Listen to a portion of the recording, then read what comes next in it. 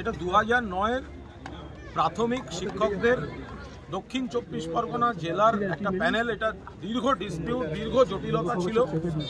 পরবর্তীকালে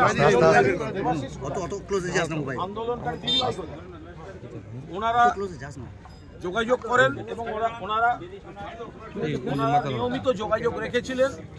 এরপরে ওনাদের বিষয়টা বোঝার পর আমি সংশ্লিষ্ট দপ্তরগুলির সঙ্গে একটা আলোচনা শুরু করি। এর পরবর্তীকালে এটা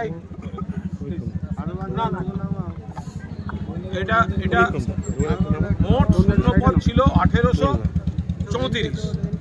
1834-এর মধ্যে প্রথম দফায় 1500 চাকরি নিয়োগ হয়েছে, বাকি ছিল 328। তো গত কয়েকদিন আগেও দেবাশিসরা গেছিলেন। এবার সেই জায়গায় দাঁড়িয়ে আমি মাননীয় চেয়ারম্যান অজিত কুমার নায়কের সঙ্গে কথা বলি, মাননীয় শিক্ষামন্ত্রীকেই জানাই। তারপর মুখ্যমন্ত্রীর নির্দেশে এই জটটা খোলার জন্য শেষ পর্যন্ত আজকে বাকি প্যানেলটা অর্থাৎ 328 সেটা এরা ডিপিএসসি থেকে ঘোষণা করে দেওয়া হলো। এবার এখানে যারা আন্দোলন করছেন তারা আন্দোলন করছিলেন। এখানের একটা আন্দোলনের একটা ট্র্যাজিক ব্যাপার হচ্ছে যে শূন্যপদ হচ্ছে 1834। এবার হয়তো পরীক্ষা দিয়েছেন, সফলভাবে পাশ করেছেন 3000 জন, কথার কথা বলছি, কিন্তু শূন্যপদ তো 1834। আপনি তো তার বাইরে যেতে পারবেন না। ফলে যারা আন্দোলন করছেন তাদের আন্দোলনের চেষ্টায় হয়তো এখনো পর্যন্ত অন্য কারোর মুখে হাসি ফুটেছে, কিন্তু লড়াইটা এরা করছেন। এবার এনাদের দু একটা বক্তব্য আছে যে যারা আগে চাকরি পেয়ে জয়েন করেননি যে শূন্যপদ, সেটাই এনাদের থেকে নেওয়া যায় কি না, বা এই ধরনের কিছু কিছু আছে। কিছু কিছু স্ক্রুটিনি করে ওনাদের কিছু কিছু জিনিস মনে হয়েছে। তো সেটা আমি ওনাদের তরফ থেকে চেয়ারম্যানকে জানিয়েছি।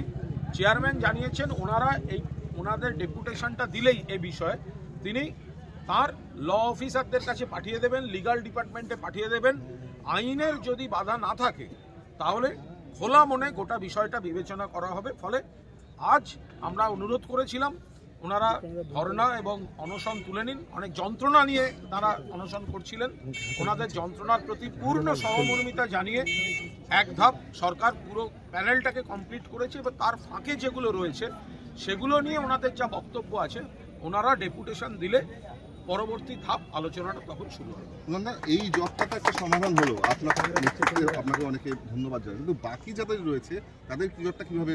দেখুন, কোথাও কিছু না কিছু তো ভুল হয়েছিল, নইলে জটটা হলো কি করে? কেউ না কেউ তো কোনো ভুল করেছিলেন, এটা তো মানতে হবে। এখন জটটা কাটাবার চেষ্টা হচ্ছে। SL/STর দুটো ভাগ, 9 to 12 আর শারীর শিক্ষা কর্মশিক্ষা, তাদেরও বিষয়টা রয়েছে, সেই আলোচনাও চলছে।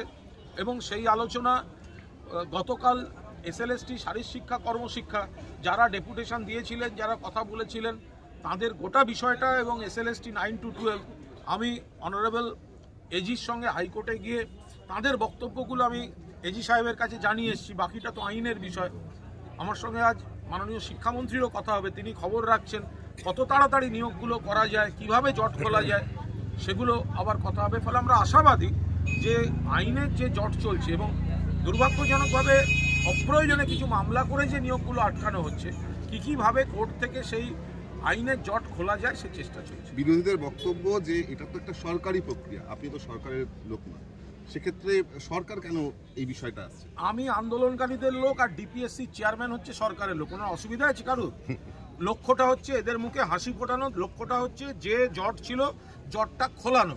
শুধু ধর্ণা মঞ্চ থাকবে আর এসে বক্তৃতা করব, এই রাজনীতি আমরা করছি না। আমি সরকারের লোক নই, আমার হাতে সরকারি কোনো ক্ষমতা নেই, আমি প্রথম দিন থেকে বলে আসছি।